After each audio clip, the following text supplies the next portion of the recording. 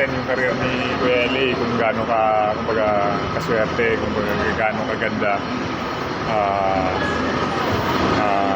Siya na napakita sa amin kanina na never say die talaga. Hanggat hindi natatapos hanggat di nakakaapat yung kalaban o di kami nakakaapat, hindi patapos yung career.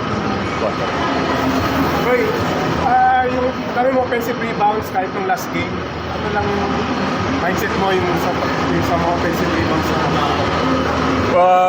Well, yung scoring ko hindi ganun kaano eh. So, kailangan kong tumingin ng ibang part ng game na yung makakatulong ako sa team. Offensive rebounding yung isa sa mga nakita kong magiging isa sa mga may tutulong ko sa team. Extra possession, mas maganda sa amin. Kasi being with Junmar, yung may Junmar na kalaban, extra possession, matik sa kanila eh, kasi malaki si Junmar eh. So, kung ma-limit namin yon, tapos makakuha kami ng mga offensive rebound, at least magkakaroon kami ng chance para manalo. medyo nanginayang ka rin ba? Minsan may mga namimitis ka kasing mga follow-up.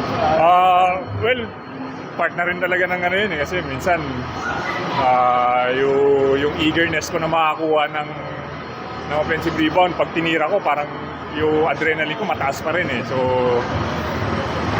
importante, yun tinatry ko talagang kumuha ng offensive rebound, ng rebound, yun para makatulong sa team. Roy, itong